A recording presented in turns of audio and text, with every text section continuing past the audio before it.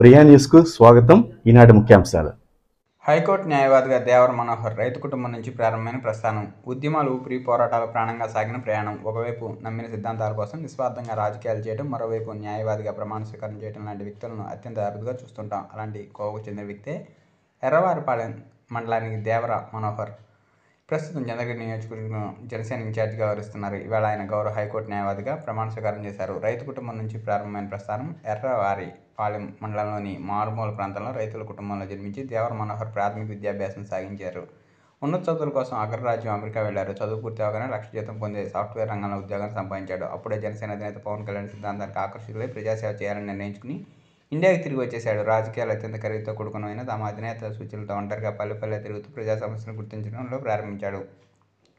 ఉద్యమాలు, ఊపిరిగా పోరాటాలు ప్రాణంగా సాగిన ప్రయాణం. స్వగ్రామం నుంచి స్థానిక సంస్థల ఎన్నికల్లో పోటీ చేయాలని నిర్ణయించుకుని నామినేషన్ దాఖలు చేశాడు.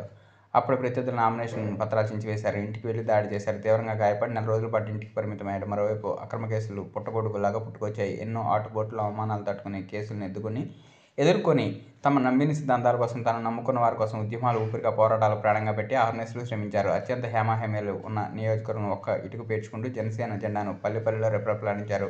కూటమితో జతకట్టి పార్టీ గెలుపుకు ప్రధాన భూమికి పోషించారు. తాజాగా మరో మెట్టు ఎక్కి హైకోర్టు న్యాయవాదిగా ప్రమాణ స్వీకారం చేశారు. అటు రాజకీయాల ప్రముఖులు, ఇటు